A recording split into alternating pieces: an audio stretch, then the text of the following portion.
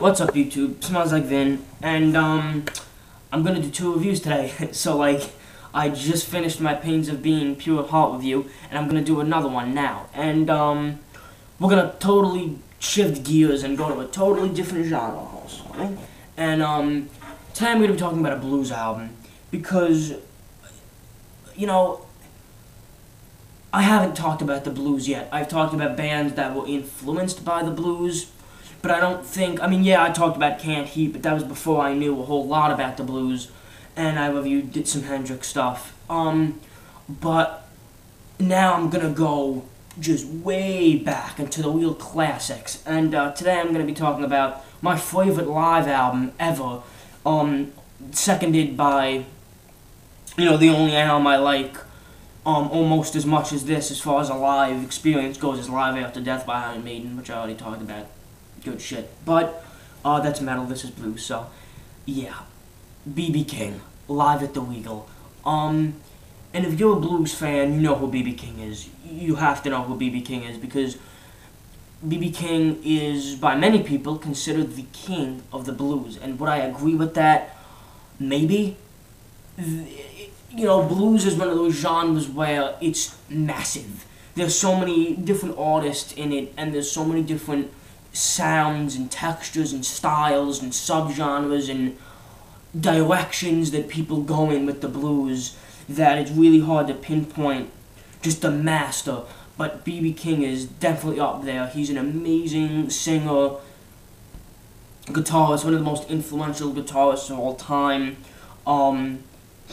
Just phenomenal. And this album, I think, really shows what he's capable of, despite the fact that I heard that B.B. King himself doesn't even, nose itches, he doesn't even find it as impressive as everyone else does, which blows my mind, because I'm like, well, geez, he must have really high standards for himself, which that's pretty cool. So yeah, Live at the Regal. This was recorded Chicago, I believe. And it is a 10-song set, and man, the thing with this album is it has everything a live album needs to be good. Great performance, great crowd, fantastic crowd, I'll get into that a little later, crisp, clean, clear production, and just a great flow.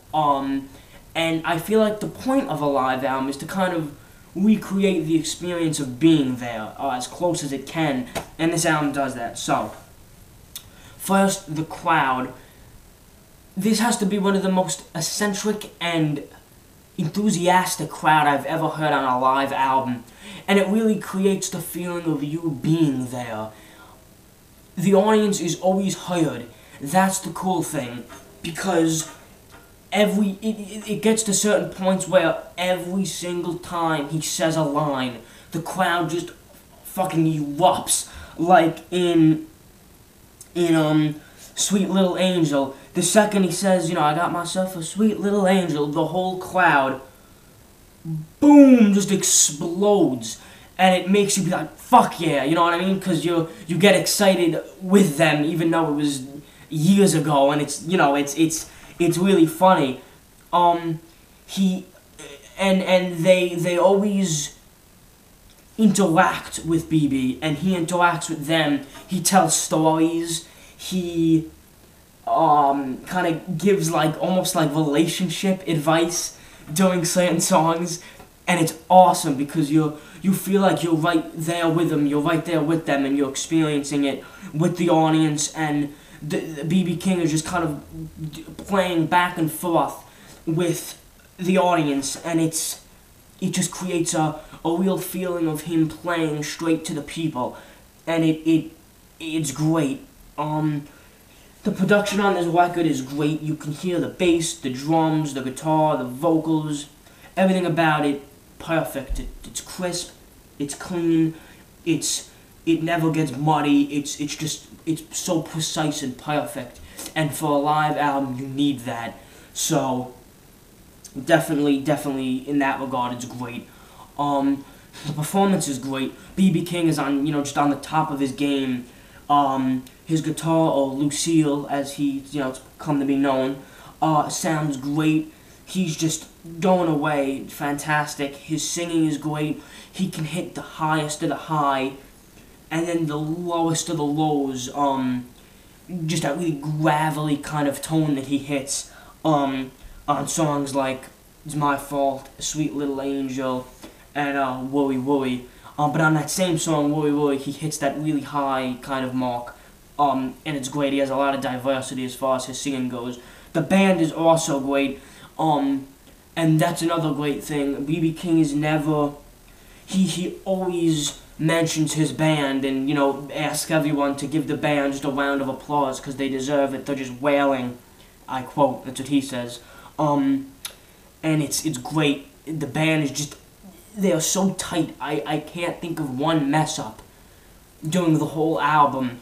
I've only listened to it, I think, 4 times by now, but I don't remember any hitch up or mess up at all. They're just stop on a dime, start on a dime, perfect, just perfect. The set list is great too. You get some classics like "Please Love Me," "You Upset Me," "Sweet Little Angel," "Every Day I Have the Blues," but then you also get, I think, some lesser known songs, I do believe, like "Worry Worry," "Help the Poor," things like that. Every song is great. Every song is just classic blues. It really is a special classic album, in my opinion. There really isn't anything I don't like about it. In my opinion, it is the perfect live album. It really is. The flow is great. The band, the thing I really like about the band is they never stop playing. Like, after a song ends, you're like, dan dan dan, and you hear like they're still playing. They're not really playing anything, but they're just kind of jamming in the background. So there's this sense of one big jam session, and the audience responds to that really well. So it's really great. So yeah, Live at the Regal, B.B. King, classic album, best live album ever made in my opinion. One of the best blues albums ever made in my opinion. Just the first time I heard it, I liked it. It wasn't like I had to listen to it again to get the full power out of it. It's like the first time I heard it, it was like, yep, this is going to be awesome. And it continues to be awesome. So, B.B. King, Live at the Regal, 10 out of 10. Not much I can say about it. Just a classic album. If you're trying to get into blues, I'd say this is a pretty cool place to start. If you're trying to get into B.B. King, this is a perfect place to start. I didn't start with it. I started with some of his earlier chess label era material, like Singing the Blues and the Blues. But definitely, this is just a essential release for really any music fan. Even if you're not a blues fan, I really suggest it. So, yeah, subscribe, wait, comment. I have 80 subs. I'm trying to push towards the 100 mark. I want to thank you all for watching, and I'll see you guys later.